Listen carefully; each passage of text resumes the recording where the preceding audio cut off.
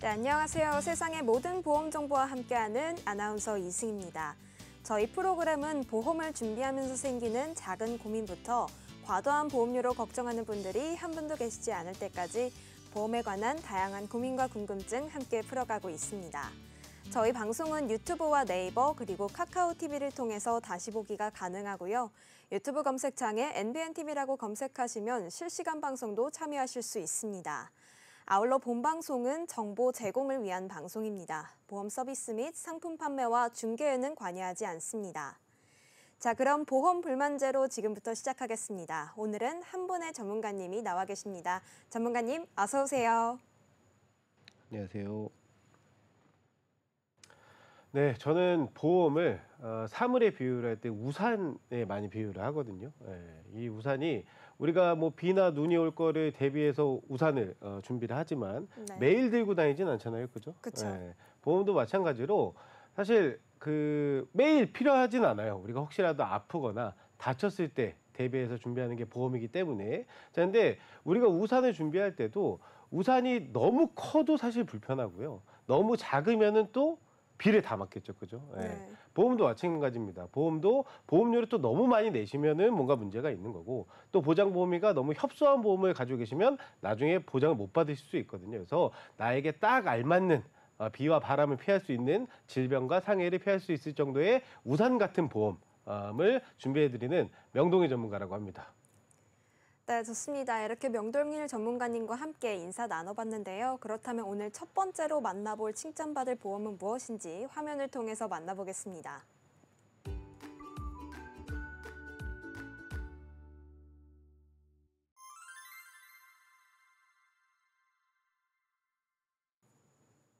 네, 이번에 나눌 이야기는요, 보험 가입에도 순서가 있다라는 내용인데요. 이 내용에 대해서는 어떤 이야기들 준비해 주셨을지 궁금합니다. 네. 아까도 말씀드렸다시피 이 우산 같은 딱 알맞는 우산 같은 보험을 준비하시려면은 사실은 모든 이제 보험들을 다 우리 소비자분들이 뭐 정보나 이런 것들을 알고 계셔야 되는데 그게 쉽지가 않아요. 그죠? 그래서 보험은 너무나도 많은 종류의 보험들이 있습니다. 예를 들면 뭐 종신보험부터 시작해서 보장성 보험, 뭐 상해보험, 치매보험, 치아보험, 연금보험, 뭐 간병보험 여러 가지 보험들이 있거든요. 근데 이것들을 다 준비하면 너무나도 좋겠지만은 사실은 현실적인 보험료적인 부분을 생각을 해봤을 때 이 보험들을 다 가져가기 굉장히 어려움이 있어요. 그러면 혹시라도 내가 보험을 준비를 하고 싶다. 그리고 이미 내가 보험을 가지고 있다라고 하신 분들 같은 경우는 합리적으로 보험을 어떻게 준비를 하는 게 현명할지 이 방법에 대해서 생각을 해보셔야 됩니다. 그래서 보험도 그냥 무턱대고 막 아무 보험이나 이렇게 준비를 하시는 게 아니라 목적에 따라서 우선적으로 좀 준비하셔야 되는 보험들이 있고요. 보험을 준비하시는데도 순서가 분명히 있거든요. 그러니까 우리가 집을 지을 때도 사실 뭐 지붕부터 올리는 사람은 없잖아요. 그죠? 네. 지붕부터 올린다는 건 말이 안 되죠. 그죠? 바닥을 다지고 그다음에 기둥을 세우고 벽을 세우고 그다음에 이제 지붕을 올리는 것처럼 보험도 완벽하게 내가 보장을 받을 수 있는 그리고 내가 보험을 준비하는 목적에 부합하는 보험을 준비를 하시려면은 우선적으로 좀 준비하셔야 될 보험들과 그다음에 차후에 준비하셔도 되는 보험 순서가 있지 않나라고 생각을 합니다. 네, 이렇게 보험 가입을 합리적이고 효율적으로 할 수 있는 것에 대한 중요성을 알려주신 것 같은데요. 말씀해주신 이 집에 대한 비유나 우산에 네, 대한 비유가 그죠. 내가 보험을 내 목적에 따라서 순서에 맞게 가입해야 되는 중요성에 대해서 정말 체감을 할 수 있는 것 같습니다. 그렇다면 더 자세한 순서 어떻게 저희가 좀 준비해야 될지 궁금하거든요. 어떻게 될까요? 네, 일단은 뭐 아까 집 짓기 얘기가 나왔지만은 집 짓는 거랑 비교해서 말씀드리면 기초공사죠. 바닥공사, 바닥공사를 보험가입 순서와 이렇게 좀 연계해서 설명을 드리면 첫 번째 이 바닥 기초공사와 같은 보험은 실손보험이라고 보시면 됩니다.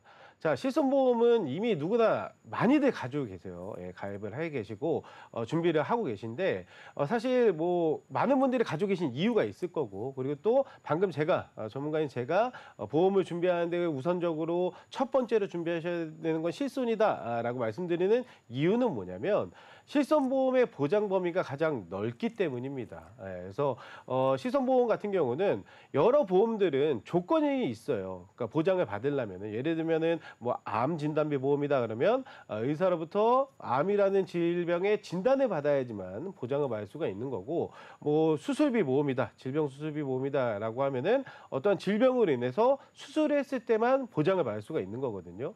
자, 근데 실손보험 같은 경우는 사실 질병 상해 이런 것들을 가리지 않아요. 이미 많은 분들이 뭐 실손보험 청구를, 혹시 아나운서님 실손보험 청구 해보셨어요?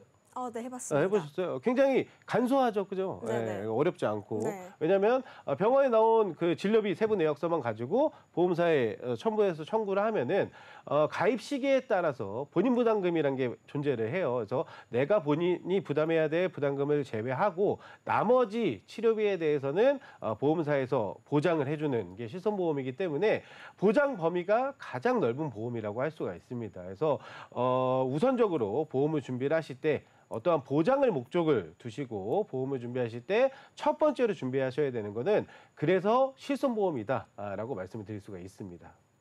네, 좋습니다. 이 집을 비유를 했을 때 가장 기초 공사를 다져야 하는데 그 부분이 이제 실손보험이다라고 말씀을 네. 해주셨습니다. 가장 우선적으로 좀 선별을 해야 하고 보장 범위도 넓기 때문에 어떻게 보면 거의 대부분의 국민이 가지고 계실 거고요. 또 필수적으로 좀 준비를 해야 되는 건데, 그렇다면 실손보험 다음으로 이 기초 공사를 지었으니까 네. 그 다음 단계가 있을 것 그죠. 같거든요. 네. 어떤 게 있을까요? 자, 이제 우리가 바닥 공사를 마쳤으면은 벽을 세워야겠죠, 그죠? 네네. 네, 벽을 세워야 되고 지붕을 올려야 됩니다. 자, 그럼 이 벽과 지붕의 이제 그 보험들은 뭐냐? 바로 진단비 보험들이에요.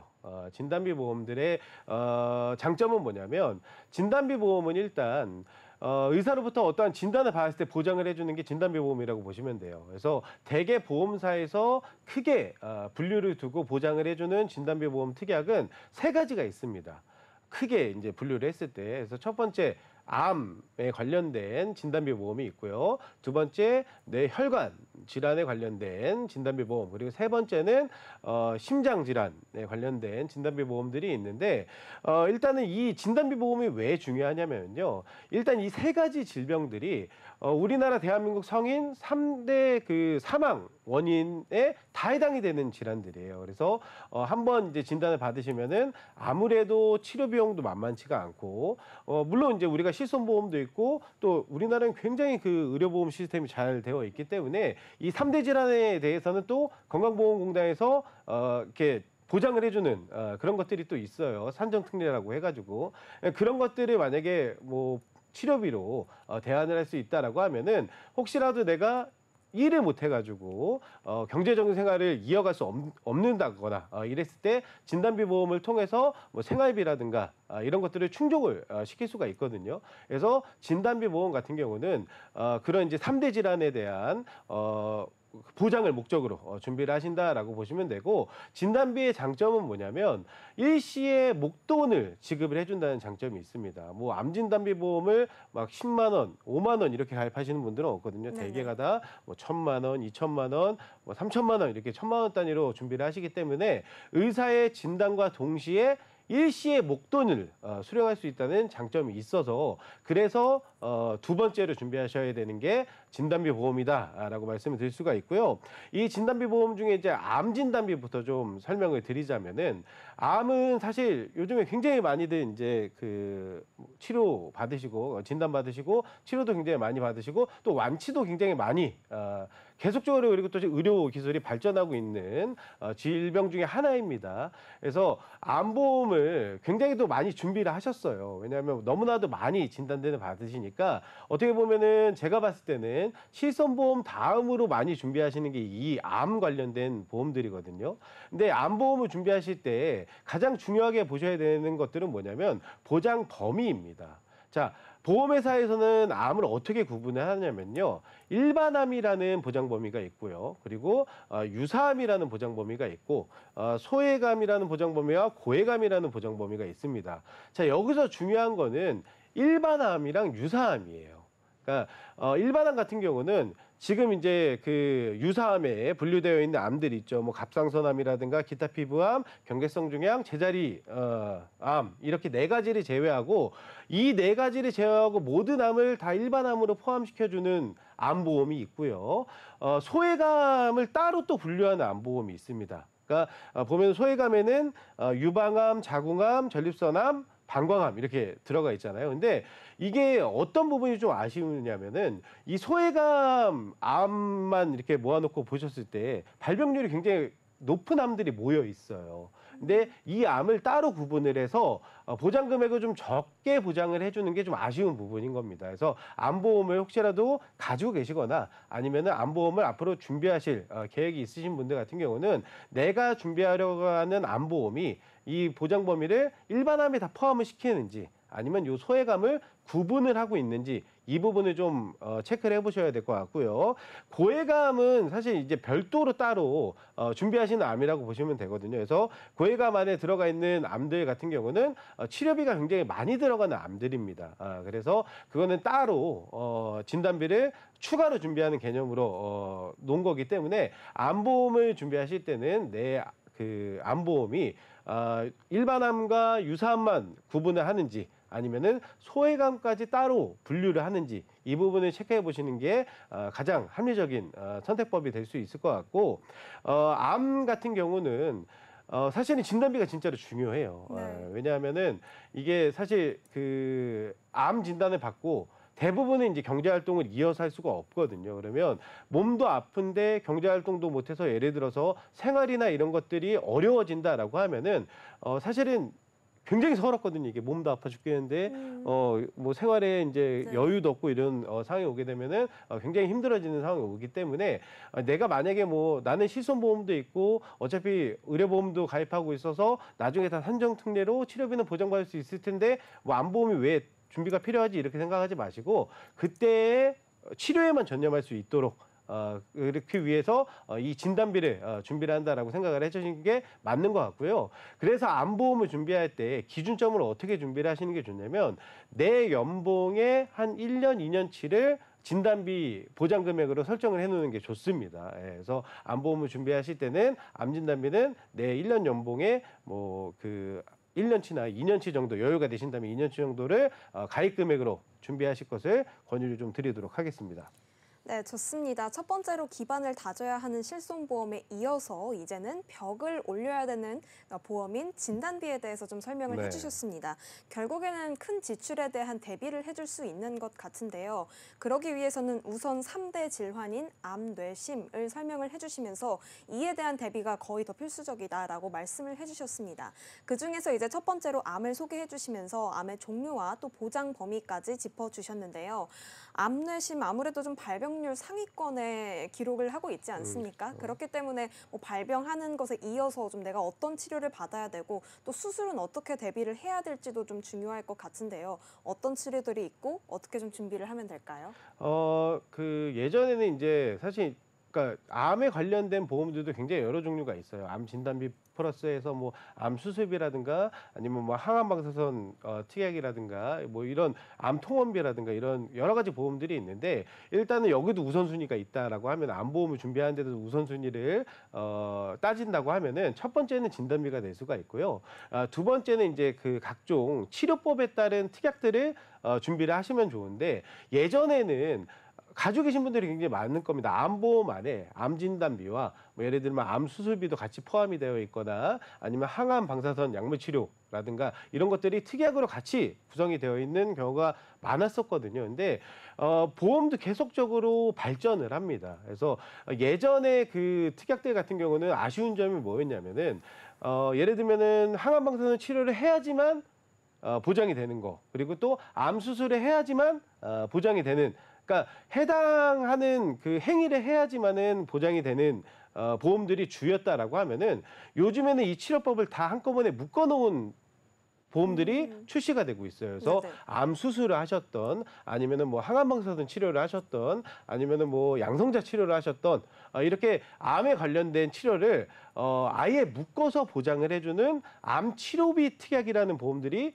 새롭게 출시가 됐거든요. 그래서 오히려 그렇게 따로따로 특약들이 구성되어 있는 것보다 한꺼번에 묶여 있는 보험에 준비를 하신다라고 하면은 나중에 보장받을 수 있는 확률이 훨씬 커지는 거기 때문에 사실 저희 전문가들이 봤을 때도 이거는 굉장히 획기적인 보험이라고 생각을 해요. 그래서 암 진단비 하나와 이 암 치료비 특약 보험 하나 이렇게 준비하면은 저희가 봤을 때 이제 더 이상 준비할 게 없지 않나라고 생각이 들 정도로 굉장히 좋은 보험이 또 요즘에 나오고 있거든요. 그래서 이런 정보들은 사실 우리 그 시청자님들이 따로따로 챙기시기가 어렵기 때문에 좀 관심을 가지시고 주변에 이제 보험 전문가들, 저희 같은 전문가들이 있으시다라고 하면은 한번 상담을 받아보시는 게 좋지 않을까라고 생각을 합니다.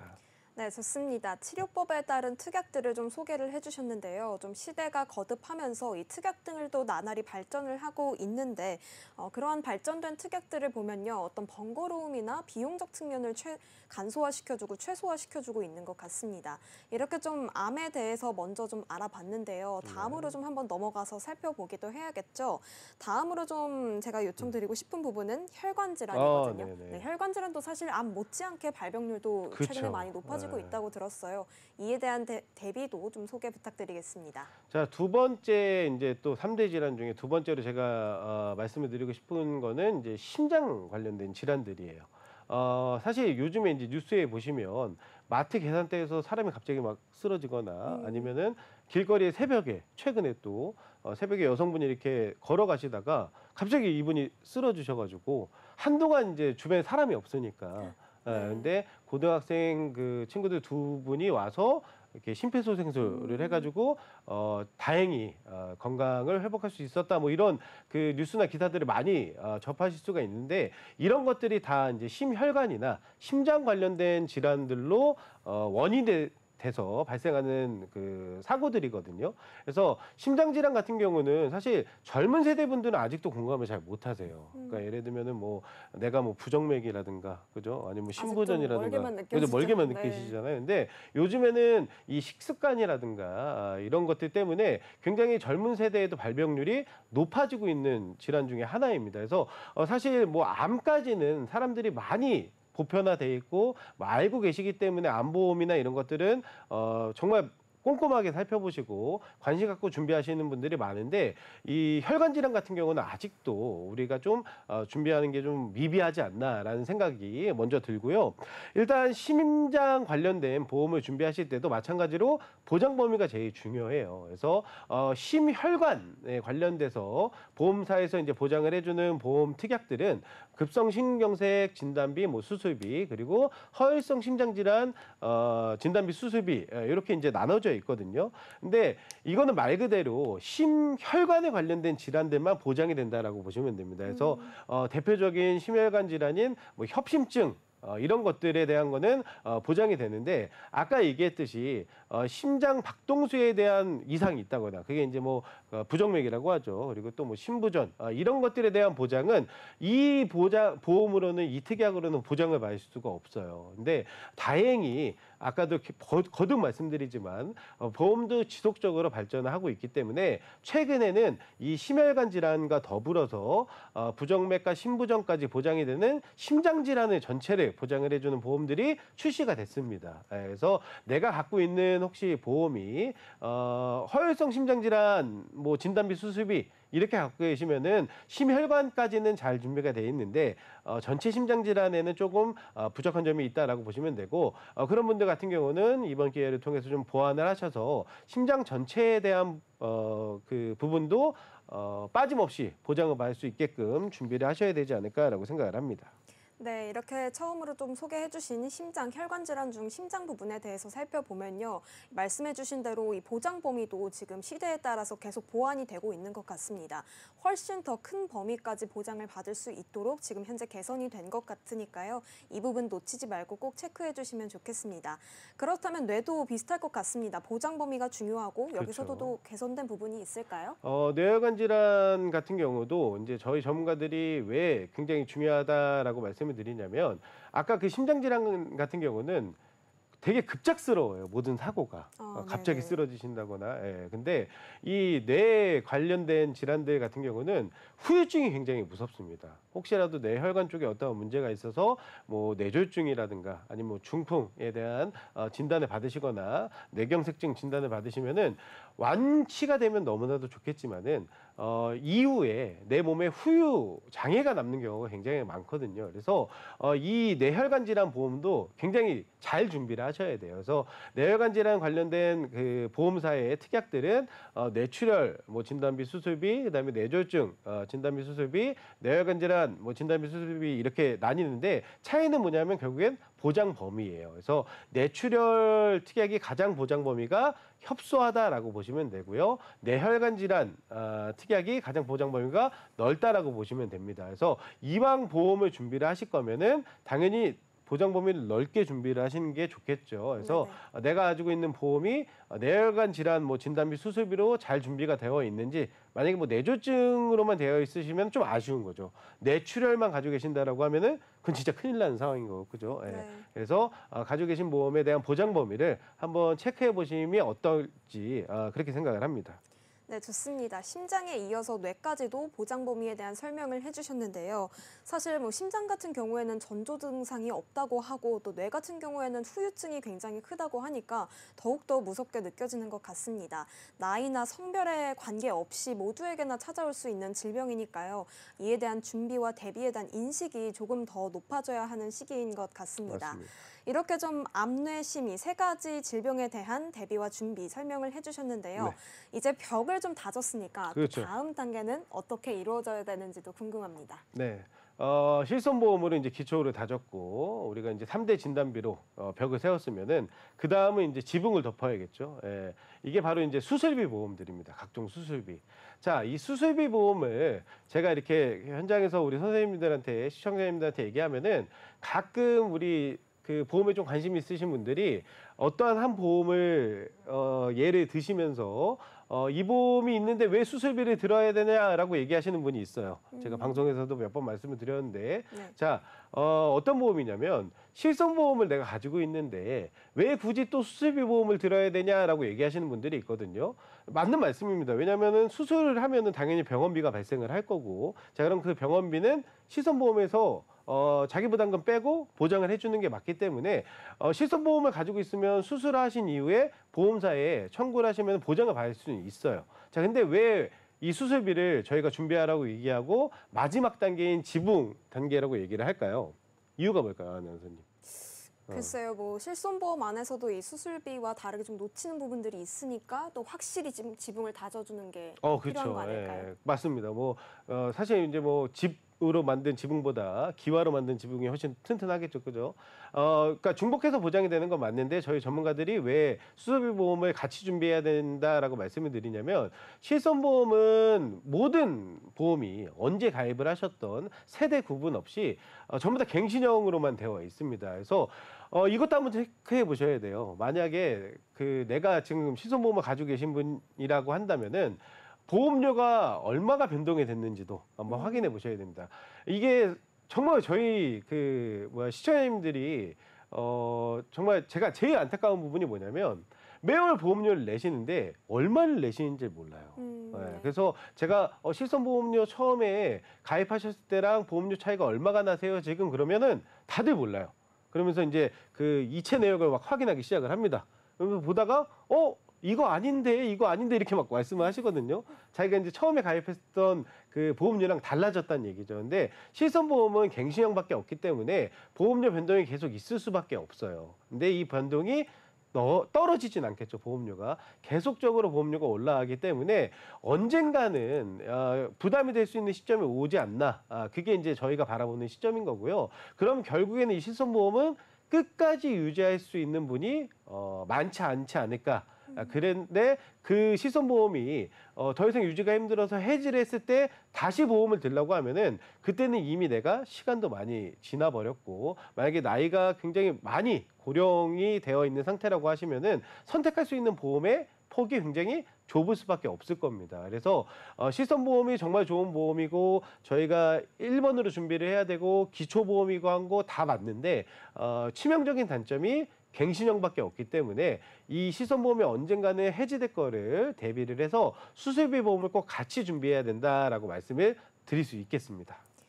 네, 이렇게 실손보험은 갱신형만 가능하기 때문에요. 추후에 비용적인 측면에서 부담이 찾아올 수 있기 때문에 이러한 실손보험의 공백을 메워주는 게 바로 수술비에 대한 준비라고 설명을 해주셨습니다. 그럼 이렇게 수술비로 지붕을 다졌거든요. 네. 얼추 집이 좀 완성이 되었는데 그죠. 또 추가적으로 뭐 준비해야 되는 게 더 있을지 궁금합니다. 자, 이제 우리가 빈집에서 살 수는 없잖아요, 또. 네네. 네, 그죠. 빈집에서 살 수는 없잖아요. 물론 뭐 요즘 같은 시대에는 집 하나만 있어도 배가 부를 것 같기는 합니다. 그죠. 집값이 워낙 비싸니까. 집도 없는데 저는 그죠. 은행 거만 있는데. 자, 어찌됐든 간 집이 완성이 되면은 그 안에 이제 우리가 가전제품들을 놓잖아요. 그렇죠. 가전제품들을 이제 그 생활의 편의를 위해서 놓는데 그 가전제품들이 이제 여러 가지 보험들이라고 보시면 돼요. 뭐 간병보험, 그다음에 치아보험, 뭐 연금, 그다음에 뭐 정기보험, 종신보험 이런 것들이 될 수가 있는 거거든요. 자, 근데 가전제품 중에서도 생활에 꼭 필요한 우선적인 가전제품들이 있어요. 맞습니다. 저는 이제 그거를 뭘 꼽냐면 간병보험을 지금 꼽고 있습니다. 자, 사실 예전에는 이 간병이라는 게 사실 크게 사회적으로 이슈가 되지 않는 문제였었어요. 왜냐하면 저희 부모님 세대까지만 해도 형제들이 굉장히 많았었잖아요. 그래서 실제로 저희 할머님이 치매를 좀 오래 앓다가 돌아가셨는데 그 당시에 이제 저희 아버집이 그 오남매셔가지고 할머니 간병을 형제들이 이렇게 돌아가면서 진행을 했었거든요. 근데 이제 요즘에는 이 그 굉장히 핵가족화되고 1인 가구가 늘어나고 하고 있기 때문에 사실은 간병에 대한 부담이 굉장히 커질 수밖에 없는 상황이긴 합니다. 그래서 이제는 저는 이 간병보험은 선택이 아니라 필수라고 생각을 하거든요. 그래서 예전에 간병보험을 준비하신 분들 같은 경우는 가끔 그 요양보험이랑 헷갈려 하시는 분들이 있어요. 예전에 롱텀 케어라든가 옛날에도 이런 뭐 간병 비슷한 그 컨셉으로 해가지고 보험들이 존재를 하긴 했었거든요. 근데 그 요양 관련된 보험들은 보장 기준이 요양 등급 기준으로 따라갑니다. 근데 대부분 이 요양 등급이 1, 2등급일 때 보장을 해주는 보험들이었어요. 근데 요양 등급 1, 2등급 받기가 굉장히 어렵거든요. 그러면은 사실은 정말로 내가 어느 누군가의 도움 없이는 움직이지도 못하는 상황까지 가야지만은 보장을 해주는 보험들이 예전 간병보험이다라고 보시면 되는데 요즘 간병보험은 그냥 의사가 피보험자가 간병인이 필요할 것 같다라는 상황인 거를 의사가 이제 진단만 해주면은 그러면은 바로 어떤 뭐 질병이든 상해든 가리지 않고 간병인을 보내주든 아니면은 간병비를 보장을 해주든 이렇게 굉장히 심플하게 보험이 나왔거든요. 그래서 요즘에 이제 이 간병에 대해서 막 너무나도 사회적으로 이슈들이 많으니까 막 이 간병이 너무 힘들어가지고 뭐 그 존속살인도 일어나고 있고 굉장히 무서운 기사들이 많습니다. 그래서 요즘에는 이제 제가 앞서 말한 뭐 실손과 진단비와 그다음에 수술비 이렇게 잘 준비를 하셨다라고 하면은 마지막으로 필수로 준비하셔야 되는 보험은 이 간병보험이지 않을까라고 생각을 합니다. 네, 좀 더 안락한 거주 환경을 만들기 위해서는요, 이 집을 지었을 때만 만족이 되는 게 아니라 내가 좀 더 편하게 쉴 수 있고 또 유연하게 생활을 할 수 있는 가구가 필요한 것이겠죠. 그렇죠. 네, 상황에 맞게 이제 가구를 선택했을 때 뭐 말씀해주신 간병보험, 치아보험 등등 여러 가지 보험을 취사 선택하면 되는데 그래도 지금 시대가 변화함에 따라서 이제는 선택이 아닌 필수가 된 간병보험을 우선적으로 좀 설명을 해주셨습니다. 이렇게 좀 집을 짓는 방법에 비유를 하면서 내가 보험을 어떻게 잘 준비해야 하는지를 좀 설명을 해주셨는데요. 오늘 말씀해주신 내용에 대한 좀 총정리도 간략하게 부탁드리겠습니다. 네, 뭐 이제 정리를 해드리자면 보험을 준비하시는데도 이제 순서라는 게 분명히 존재를 하고요. 그 순서는 앞서 말씀드린 대로 첫 번째는 실손보험 보장 범위가 가장 넓기 때문에 두 번째는 3대 질환에 대한 진단비 그리고 세 번째는 각종 수술비 그리고 이제 네 번째는 간병보험 저는 이렇게 권유를 드리거든요. 그러면 나머지 보험들은 뭐 준비를 안 해도 되느냐 이렇게 여쭤보실 수 있는데 일단은 만약에 이 네 개의 보험을 다 준비하고 나서도 뭐 보험료를 더 내실 여력이 된다라고 하면은 그때는 필요하신 보험들을 또 추가로 준비를 하시면 돼요. 그리고 또 가장 많이 또 보편화돼 있고 질문하시는 보험 중에 하나가 이제 치아보험이 있는데 치아보험에 대한 이제 팁을 좀 하나 드리면 우리가 사실 인체에서 자가 진단이 가능한 부위가 어딘지 아세요? 치아인가요? 그쵸. 치아죠. 아. 왜냐면 이제 뭐 사실 안에 있는 내장들이나 이런 것들은 사실은 내가 아픈지 안 아픈지 이걸 판단할 수가 없어요. 예. 네네. 근데 치아 같은 경우는 뭐 하루에 3번씩 이빨 닦으면서 바로바로 이제 내가 그 판단할 수가 있거든요. 그러면 치아 같은 경우는 급작스럽게 뭔가 치료를 받지는 않는다는 얘기입니다. 그러면 치아 보험을 드시는데 가장 최적기는 언제냐면 내가 생활하다가 보니까는 치아가 좀 아픈 것 같고 뭔가 좀 치료가 필요할 것 같다라는 느낌이 드실 때 그때 치과 가기 전에 준비를 하셔야 돼요. 치과를 가시고 나서 준비하시면 굉장히 또 어려움이 있습니다. 그래서 치아는 그게 이제 내가 판단이 가능하기 때문에 치아 보험을 준비하시는 가장 뭐 최적의 시기나 이런 것들은 굳이 미리 준비하실 필요 없이 혹시라도 뭐 내가 생활하다가 치아에 좀 불편함이 생긴다거나 치아가 좀 아프다거나 그러면은 치과를 가시기 전에 우리 뭐 전문가 상담을 통해 가지고 치아 보험을 준비하신 이후에 그 다음에 치아보험을 치과를 가셔도 뭐 충분히 뭐 면책 기간이나 이런 것만 지나고 나면 보장이 가능하니까 그렇게 치아보험 준비하시는 게 현명하지 않을까라고 생각을 합니다.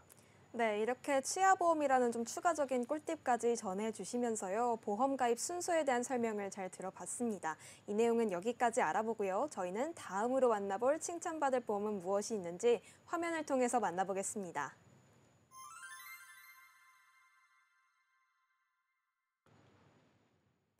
네, 이번에 만나볼 칭찬받을 보험은 바로 보험 보장 분석입니다. 보험도 지금 분석이 필요하다, 뭐 이런 그렇죠. 얘기인 것 같은데 네. 어떤 내용 좀 얘기해 주실 건가요? 사실 이제 이 분석을 뭐 필요하다라고 우리 전문가들이 얘기하면은 사실 우리 시청자님들은 처음부터 이제 겁을 먼저 드세요. 네. 이게 또 우리 전문가들이 괜히 기존에 있는 거 해지하고 또 새로운 보험을 또 들라고 하는 건가 이렇게 또 오해하시는 분들이 굉장히 많은데 그런 건 아닙니다. 당연히 가져가셔야 될 건 가져가셔야 되고 뭔가 좀 보완해야 되거나 불편해 보이는 게 있으면은 수정을 해야 되는 게 맞는 거잖아요. 그래서 그거를 사실은 우리 시청자님들이 할 수는 없어요. 왜냐하면 쏟아지는 여러 보험 정보와 이런 거를 사실 전문가가 아닌 이상은 그거를 매번 신경 써서 체크를 할 수가 없기 때문에 뭐 정보에 대한 양과 뭐 이런 것들이 뒤처질 수밖에 없잖아요. 그러니까는 내 보험을 계속적으로 좀 체크를 하셔야 되는 게 보장 분석이다라고 생각을 하시면 돼요. 그래서 계속 말씀드리지만 보험도 지속적으로 발전을 하기 때문에 그냥 예전에 준비하신 보험만 가지고는 추후에 보장을 못 받는 또 그 보험들이 생길 수가 있습니다. 그러면 그때그때 보완을 하셔야 그래야 내가 내는 보험료 대비 정확한 보장을 받아가실 수가 있기 때문에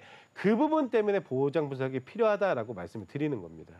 네, 맞습니다. 지금 시대가 변화함에 따라서 보험에 대한 것도 계속해서 갱신이 되고 있고 아무래도 양도 워낙 방대하다 보니까 이 개인이 혼자 좀 점검하고 분석하기에는 그렇죠. 어려움이 있는 게 현실인데요. 그렇기 때문에 전문가님과 함께 좀 주기적으로 내가 보험을 잘 가입하고 있는지, 잘 맞게 비용을 지출을 하고 있는지 좀 분석이 필요하다는 입장이신 것 같습니다. 네. 그렇다면 이 꼭 해야 되는 이유에 대해서 좀 더 자세한 설명을 좀 들어보고 싶은데요. 어떻게 될까요? 네, 일단은 뭐 첫 번째 뭐 이유부터 말씀드리면은 사실 이 보험을 처음에 이제 준비를 하실 때 여기서부터 사실은 단추를 잘못 꿰시는 분들이 굉장히 많아요. 뭘까요? 그러니까 보험을 준비하실 때 저는 이제 제일 먼저 여쭤보는 게 이 보험을 준비하신 이유와 목적을 여쭤보거든요. 예. 근데 대부분 그 목적도 없으신 분들이 대부분입니다. 그러면 이거 왜 보험을 드신 거예요? 그러면 그냥 주변 지인이 권유를 해서 아니면 필요한 것 같아서 뭔지도 모르고 이제 준비를 하시는 경우가 굉장히 많거든요. 그러니까 그렇게 준비를 하시면은 나중에 보장을 못 받으실 수 있는 확률이 굉장히 높다는 거예요. 사실 우리나라 사람들이 이 보험료에는 굉장히 관대합니다. 보면은 매월 지출하는 이 평균 지출 내용 금액이 작지가 않거든요. 사실 뭐 우리가 예를 들어 뭐 잠깐 이번 달에 조금 경제 활동이 좀 어렵거나 뭐 수입이 좀 적어지거나 하면은 이렇게 허리띠를 졸라매잖아요. 네. 그러면은 뭐 먹는 것도 좀 아끼고 그리고 뭐 휴대폰도 싼 데 있나 막 이렇게 요금제도 바꾸고 이렇게 하시는데 이상하게 보험은 그냥 두세요. 네네. 난 진짜 이게 사실 상담 나이 때마다 제일 좀 안타까운 부분이거든요. 그러면 이거는 보험은 왜 한번 안 살펴보신 거예요? 라고 여쭤보면은 언젠가는 내가 받을 수 있을 테니까라고 얘기를 하시는데 그렇게 막연한 기대감만 가지고는 나중에 이제 보장을 못 받는 사례가 있을 수가 있다는 거죠. 그래서 평균적인 보험료를 좀 살펴보면은 뭐 20대부터 60대까지 평균 보험료가 있어요. 이거는 이제 뭐 아까 말씀드렸던 제가 이제 준비를 꼭 해야 되는 보험을 준비를 했을 때 연령대별 평균 보험료인 거거든요. 그래서 뭐 40대 기준으로 남성분들 같은 경우는 한 40만 원을 매월 보험료로 쓰고 있는데, 근데 이거를 내가 어떤 보장을 받는지도 모르고 나중에 그 보장을 받아야 되는 상황이 왔을 때 보장을 못 받는 보험이다라고 하면은, 그러면은 이 40만 원의 값어치가 전혀 없다라고 보여지는 거죠. 그래서 첫 번째로는 내가 보험을 준비하려는 목적과 정확하게 추후에 보장을 받을 수 있는지를 확인하기 위해서 보장 분석을 받아보셔야 된다라고 말씀드릴 수가 있겠습니다. 네, 전문가님 말씀처럼 결국 보험이라는 게 장기적으로 지출을 해야 되는 그렇죠. 부분인데 처음에는 뭐 그 차이가 미미할지 몰라도 이게 시간이 갈수록 눈덩이처럼 그 비용이 커질 것 같거든요. 그렇기 때문에 최소한 내가 구매한 상품에 대해서는 좀 실질적으로 잘 알아야 할 것 같습니다. 그렇기 때문에 내가 이걸 놓치고 있다면 좀 많은 문제들을 야기할 수 있을 것 같거든요. 좀 피해 사례들을 좀 알 수 있을까요? 제가 들었던 이제 가장 좀 뭐 황당하고 재밌었던 사례 중에 하나가 뭐냐면, 네. 같은 전문가님이세요. 우리 그 아나운서님은 뭐 처음 보험 뭐 드셨는지 기억나세요? 처음이요. 저는 그래도 실손보험이었던 것 실손보험을 같습니다. 그때 이제 부모님이 준비해 네, 네, 주셨나요? 네. 저희 전문가님 중에 한 분은 자기가 이제 살면서 최초 처음 들었던 보험이 운전자 보험이랍니다. 네. 예, 근데 그게 언제 들은 줄 아세요? 성인 되고 나서 고등학생 들으셨을까요? 예, 그러니까 고등학생 때 운전자 보험을 최초로 드셨대요. 그러니까는 전혀 이제 뭐 목적이고 뭐가 아무것도 부합하지 않는 정말 이제 좀 굉장히 재밌는 사례인 거죠, 그죠? 네. 그래서 운전도 하지 않고 운전 면허증조차도 없는데 자기 평생에 이제 최초의 보험은 고등학교 때 어머님이 들어줬던 운전자 보험이다라고 하신 전문가님이 실제로 있어요. 제가 그 사례 얘기 듣고서 굉장히 웃었던 기억이 있거든요. 근데 이런 식으로 첫 보험 자체를 제대로 알지 못하고 드신 분들이 태반이에요. 저도 마찬가지로 뭐 제가 이제 보험 일을 오래 했지만 보험 일을 하기 전에 들었던 첫 보험은 친구가 권유해 줬었던 보험이거든요. 친구가 보험회사에 입사를 해가지고 나 보험회사 다니는데 이거 진짜 좋은 거니까 그냥 준비해 줘. 그래서 뭐 사실 뭘 보장받는지도 모르고선 그냥 준비를 했다가 결국에는 그 보험은 끝까지 유지도 못했습니다. 예. 네. 그러니까 대부분 이런 사례들을 다들 많이 겪고 계시고 알고 계시기 때문에 피해 사례는 뭐 이런 것들이 좀 있지 않을까라고 생각을 합니다. 네, 말씀해 주신 것처럼 사실 저 같은 경우도 이제 부모님께서 좀 이 그렇죠, 몫을 대부분 해결을 다. 해주시다 보니까 뭐 내 목적이 뭐였는지 진행 상황은 어떻게 되고 있는지 잘 모르는 경우들이 많은 것 같습니다. 그렇기 때문에 내가 생각했던 어떤 보험의 목적과 또 정작 들어가 있는 보험 상품이 다를 수 있기 때문에 이 부분에 대한 확인과 분석이 꼭 필요한 것 같거든요. 그렇다면 좀 다음으로 좀 네. 살펴볼 이유도 궁금합니다. 어떤 게 있을까요? 자, 우리가 보험을 드는 사실 궁극적인 목적이 뭐죠? 보장받기 그렇죠. 위해서죠. 결국에는 이제 보험금을 보험회사로부터 받으려고 하는 거잖아요. 네. 자, 근데 이 보험금을 안 찾아가고 계신 분들이 너무 많아요. 그래서 이제 숨은보험금이라고 해가지고 정부 차원에서 굉장히 독려하고 있는 캠페인 중에 하나입니다. 그래서 숨은보험금이란 게 뭐 중도 보험금도 있을 수 있고요. 만기가 됐는데 찾아가지 않으시는 분들도 있고, 그다음에 휴만보험금이라는 보험금을 안 찾아가신 분들도 있고, 그리고 또 여기에 플러스로 내가 병원에 다녀왔는데 청구를 안 하신 분들이 굉장히 많다는 거죠. 예, 그래서 내가 그 보장받을 수 있는, 그러니까 보험금을 수령해야 되는 권리를 당연히 행사를 해야 되는데 그거를 못하고 놓치고 계신 분들이 있을 수가 있다는 겁니다. 그래서 그 금액이 뭐 정부 추산 규모로는 거의 뭐 한 13조 원 이렇게 된다고 하거든요. 네. 굉장히 많은 금액이죠. 예, 그래서 이것들에 대한 자기 권리도 좀 챙겨가시고, 그리고 혹시라도 병원에 다녀오셨는데 보험을 준비하신 상태에서 병원에 다녀오셨는데 아직까지 어떻게 청구하는지를 몰라서 청구를 못 하셨거나 아니면 귀찮아서 청구를 안 하셨거나 하신 분들이 있다라고 하면은, 그러면은 보험금 청구도 꼭 하셔야 된다는 거죠. 자, 그리고 이 보험금 청구 부분도 사실 그 좀 팁을 드리면은 일반적인 시청자분들은 모를 수 있는 내용들이 굉장히 곳곳에 숨어 있습니다. 자, 제가 이제 그 상담을 나가면은 이 문진표를 하나 우리 그 시청자님들한테 작성을 해달라고 부탁을 해드리는 문진표가 있는데 여기 보면 이제 뭐 그 최근에 뭐 치과 치료를 받았냐 이런 내용들이 들어가 있어요. 자, 근데 예를 들어 보험에 대한 뭐 어떠한 정보나 이런 것이 없는 상태라고 한다면 자, 내가 치아보험을 가지고 있는 상태에서 치과 치료를 받았어요. 그러면 아나운서님 청구 어디다 하실 거예요?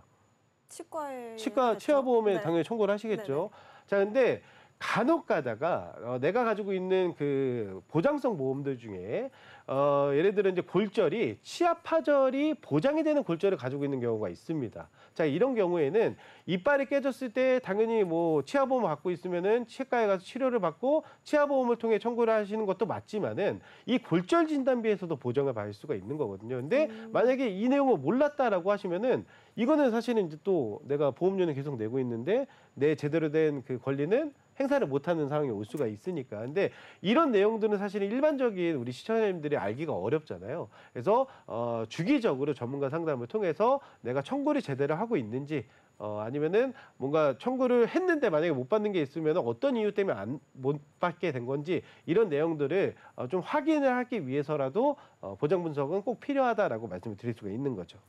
네, 말씀해주신 것처럼 보험의 궁극적인 목적은 내가 보험금을 지급받기 위함인데 사실 내가 어디에 청구를 좀 받아야 되는지 어디에 좀 내 숨은 보험금이 있는지 이 권리를 좀 찾기가 개인 스스로는 좀 힘들기 때문에 또 한 번 더 언급드리지만요. 이 전문가님과 함께 좀 주기적으로 그렇죠. 예. 정기적으로 검사를 받아보는 게 필요하다라고 말씀을 해주셨습니다.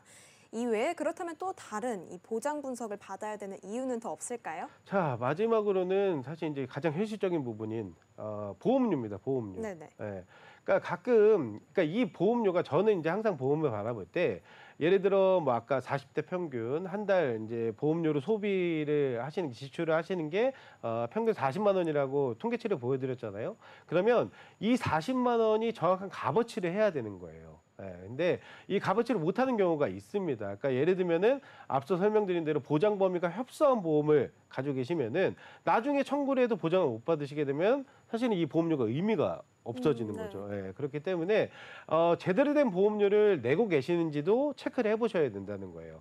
그리고 그런 경우가 있어요. 사람이 살다 보면은 인생이 뭐 항상 이렇게 순탄하기만을 우리가 다 바라지만 굴곡이 있을 수밖에 없잖아요. 예, 그러면 예를 들어 조금 뭐 경제적인 그 축소 시점이 오거나 내가 좀 소비를 좀 지출을 이렇게 좀 졸라매야 되는 시점이 왔을 때 당연히 이제 보험료도 좀 점검을 하셔야겠죠. 근데 이때도 보험을 그냥 막 해지를 하시면 안 돼요. 예, 그러니까 보험을 이제 예를 들어 당연히 그러면은 내가 40만 원을 내고 있는데 이제부터는 여유가 뭐 30만 원밖에 쓸 수가 없는 상황이 왔어요. 그러면 이 10만 원을 어떻게 그 현명하게 줄여야 되는지도 이 판단도 굉장히 중요하다는 겁니다. 그러니까 그렇죠. 예를 들어서 뭐 가장 중요한 진단비를 그냥 막 해지를 해버리시면 그러면 안 되잖아요. 그러니까는 이런 상황이 왔을 때도 어떠한 보험을 줄이고 뭐 가입 금액을 줄이고 이런 것들을 개인이 판단하기 굉장히 어렵기 때문에 그 꼭 전문가 상담을 통해서 보장 분석을 통해서 진행을 해야 된다는 거를 말씀을 드리고 싶고 그리고 반대인 경우도 있어요. 예를 들어 40대 분인데 보험료를 한 달에 막 8만 원밖에 안 내고 있다. 그러면은 뭔가 보장이 지금 다 빠져 있는 거거든요. 예, 그러면 그런 분들 같은 경우는 보험을 좀 늘리셔야겠죠. 예, 그러면 늘릴 때도 아까도 얘기했듯이 뭐 보험을 준비하는데 순서가 있으니까 어떤 것부터 준비를 하실 건지 그리고 가용할 수 있는 재원이 보험료를 가용할 수 있는 재원이 얼마인지 그러면 그 안에서 가장 합리적인 보험을 추천해드리고 설계를 해드릴 수 있는 거는 사실 이제 전문가들이 할 수 있는 일이니까 그러니까 이런 상황에 그 현명하게 대비를 하시려면은 보장 분석은 주기적으로 필요하다라고 말씀드릴 수가 있는 거죠. 네, 결국 예산에 맞는 비용 책정이 가능하기 때문에 보장 분석이 중요하다라는 말씀을 맞습니다. 해주셨습니다. 사실 내가 이왕 가입을 하고 뭐 보험료를 지급을 하고 있었는데 이게 무용지물이 되면 안 되잖아요. 예산이 적든 많든 전문가님과 함께 상의를 통해서 내가 조금 더 합리적이고 현명한 보험 가입을 할 수 있도록 준비를 해주시기 바라겠습니다. 그렇다면 이 보장 분석에 대한 내용도 저희가 다양하게 다뤄봤는데요. 결국에는 이에 대한 중요성 마지막으로 좀 총정리 간략하게 부탁드리겠습니다. 자, 제가 사례를 좀 들어볼게요. 예, 그러니까 예를 들면은 진짜 그런 분이 있어요. 저한테 이제 배정이 돼서 제가 그 시청자님한테 연락을 드리면은 나는 보험이 완벽하게 돼 있어. 그럼 한 달에 보험료 얼마 내세요? 40대 분인데 네. 얼마 내세요? 여쭤봤더니 한 달에 막 70만 원씩 내고 있대요. 그러면은 여기서 나 한 달에 보험료를 70만 원 내는데 뭘 더 준비하라는 거야? 이렇게 얘기하시는 분들이 실제로 있어요. 네. 그러면 이렇게 표면적으로 봤을 때는 진짜 보험도 많이 가지고 계시고 보험료도 많이 내고 계시니 보험을 많이 준비하셨으니까 보장을 잘 받으실 수 있을 것 같잖아요. 근데 이것도 디테일하게 들여다보기 전까지는 모른다는 겁니다. 자, 그분도 처음에는 그래서 상담이 필요 없다. 나는 상담이 필요 없고 보장 분석도 필요 없다라고 얘기를 하셨는데 제가 그래도 한번 뭐 제가 바라보는 시각에서 혹시 선생님한테 도움을 드릴 수 있는 내용이 있으니 한번 만나 뵙는 게 좋지 않겠습니까? 해서 상담을 진행을 했거든요. 근데 가입 내역을 보니까 보험을 한 20개를 가지고 계세요. 20개를 가지고 계시고 보험료는 70만 원을 내고 있는 게 맞고. 자, 그러면 70만 원에 20개면은 한 보험당 3만 원 뭐 요선의 보험들로 다 준비를 하신 거거든요. 자, 이 보험들은 대부분 이제 특징이 뭐 이제 그 홈쇼핑이라든가 아니면 전화, 텔레마케팅 통해서 이제 준비하신 경우가 굉장히 많은데 보장 보면 굉장히 협소한 보험들입니다. 네. 보면은 순 다 막 급성심경색 진단비가 막 2억 3억이래요. 뇌출혈 진단비도 막 2억 3억 하고. 근데 사실은 보장 보험이 굉장히 협소하기 때문에 이렇게 준비를 하신 경우에는 뭐 뇌졸중 진단만 받아도 보험을 보장받을 수 있는 게 아무것도 없으신 거죠. 자, 그러면은 이 70만 원이라는 금액이 합리적으로 소비가 되고 있는 걸까요? 아니죠. 그죠. 예. 그러니까 그런 부분들은 사실 디테일하게 들여보기 전까지는 모르시거든요. 그래서 한번 꼭 체크를 해보셔야 됩니다. 그러니까 보험을 가입하신 숫자와 보험료를 얼마 내는지 많이 내는지가 중요한 게 아닙니다.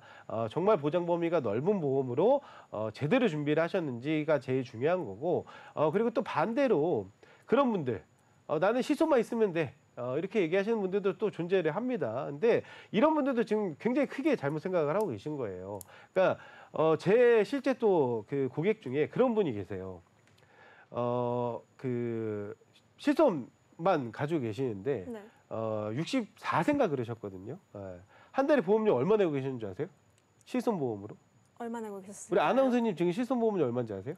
저도 사실 부모님께서 거의 관리를 하고 계셔서 아마 어렸을 때 준비하셨으면은 네. 지금 한 2만 원, 3만 원대 보험료 내고 계실 거예요. 네. 자, 근데 그분은 실손 보험만 28만 원 내고 계셨어요. 그러니까 지금 그때 가입하신 실손이 64세 나이가 되면은 갱신이 되고 하면서 보험료가 그렇게 뛰는 거거든요. 네네. 자, 이전까지는 실손보험만 가지고 계신 걸로도 충분하다라고 생각을 했는데 이제 이 28만 원의 보험료가 부담이 되기 시작을 하는 거죠. 그렇죠. 그래서 이제 상담을 의뢰를 해주신 분이거든요. 그래서 그분도 만나 뵙고선 이제 실손보험에 대한 전환 실손으로 돌려드리면서 실손보험료를 좀 줄여드리고 어차피 28만 원의 보험료를 내고 계셨으니까 남은 재원으로 뭐 진단비와 수술비 이렇게 이제 다 준비를 해드렸던 시청자님도 계시거든요. 그러니까 사실 이 보험료나 이런 것들이 중요한 게 아닙니다. 그리고 보험은 나쁜 보험은 없어요. 그러니까 어떤 내가 그 보험을 준비하려는 목적성에 맞게 보험이 잘 준비가 되어 있는지와 그다음에 보장 범위가 정말 넓은 보험으로 나중에 내가 실제로 보장을 받을 수 있는 보장 범위의 보험인지 그리고 또 보험료는 합리적으로 내고 있는지 이게 가장 중요한 거거든요. 그래서 이런 부분에 대한 거는 사실 개인이 판단하기는 어렵기 때문에 항상 이제 보장 분석을 통해서 중간중간 점검을 해주셔야 되고 말씀드렸다시피 이 마지막으로 보험도 계속적으로 발전을 합니다.